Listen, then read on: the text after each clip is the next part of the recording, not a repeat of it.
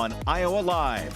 From the Carl Chevrolet Studios in West Des Moines, welcome to Iowa Live. I am Lou, and good news when you went to the mailbox when you found out the new Iowa History Journal was here. So let's find out what's inside the Iowa History Journal. We bring in the publisher, Michael Swander. Good to see you, sir. Good morning, Lou. Always a pleasure to see you. Jam-packed issue once again. Tell everybody what the Iowa History Journal is all about. You bet. Well, we publish 6 issues a year. We're the only Iowa magazine that's statewide that's devoted exclusively to Iowa's history in a popular format.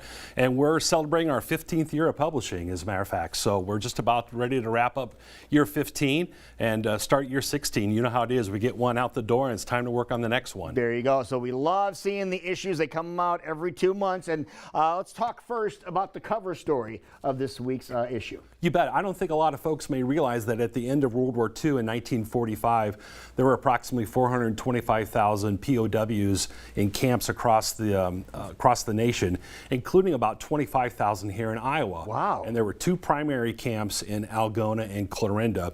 And Don Doxey is the author of our 2-part series, Behind Barbed Wire, which is about the POW camp in Algona, which housed about 15,000 POWs. They first started arriving in January of 1944. Those were Italian POWs. Okay. And then German POWs started arriving in April. And as we're looking at pictures, not only were they prisoners of war, but they also performed a lot of labor in the camp, and they helped a lot of local farmers because at the time during the war, approximately 2,500 local men had enlisted and were overseas fighting. So there was a shortage in manpower in Algona, and they would utilize the POWs at the camp to help harvest crops and do all kinds of things. As a matter of fact, it was such an interesting relationship between them and the local residents that a lot of them really trusted them in their homes, in their fields. They'd even loan them sometimes their shotgun to hunt pheasant and rabbits and things like that.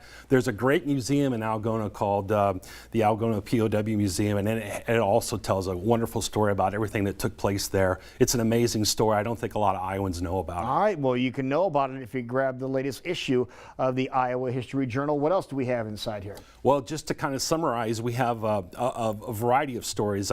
We have a story about Leonard King Cole, who was the 1910 Rookie of the Year for the Chicago Cubs. There you go, the Cubbies. From Toledo. Yep, look at this, yep. We have a story about Gwendolyn Wilson Fowler, who was a pioneering chemist and pharmacist and Vietnam analyst. Okay. And then I have my column is about Iowa's Halloween urban myths and legends, which is really fun, including the Van Meter Visitor, which is interesting.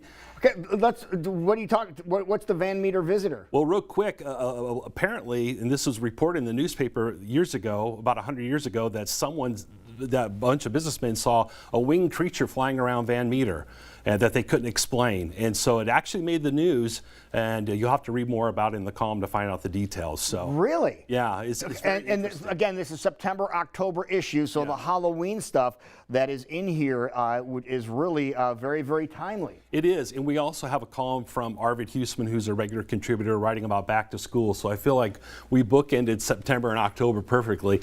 Memories of going back to school, and then Halloween at the tail end of this issue of September, October. What is the most fun about putting this together? I know it's a lot of work. It's nonstop but there's got to be a lot of fun factor that comes into putting the magazine together every couple of months. I think learning something every day on the job, Lou. We're a small family-owned business, and I think that's the thing that continues to motivate me every day when I get up, is I learn something new every day. And what I especially love is we hear that continuously from our readers. With every new issue, I get calls, emails, letters saying, I had no idea that this happened in Iowa. I feel like we're the ones covering the stories that have either been long forgotten or just missed. And so there's really nothing predictable about what we're doing. Every issue seems to surprise readers, and we like that. Okay, so once again, the cover story is Behind Barbed Wire, the series about Iowa's World War II POW camps that we're always talking about. And look at we saw some of the magazines on the screen there,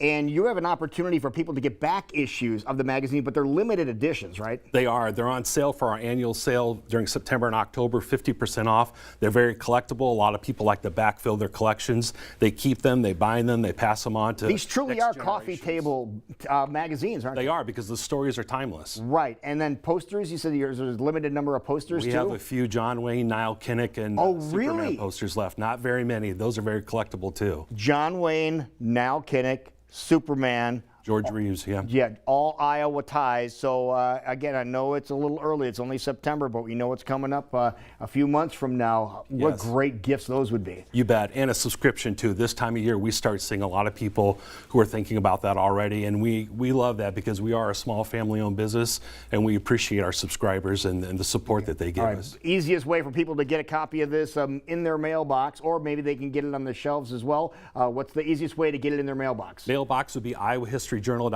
Otherwise, you can go to Barnes & Noble, Hy-Vee, Walmart, Books A Million. There's a variety of retailers. There's a list on our website. We encourage you to pick it up and give us a try if you haven't read us yet. There you go. Michael Swanger, thank you so much for telling us about the Iowa History Journal. Thank you, Lou. Appreciate it as always. How about we find out what we can catch in Des Moines now that things are cooling off?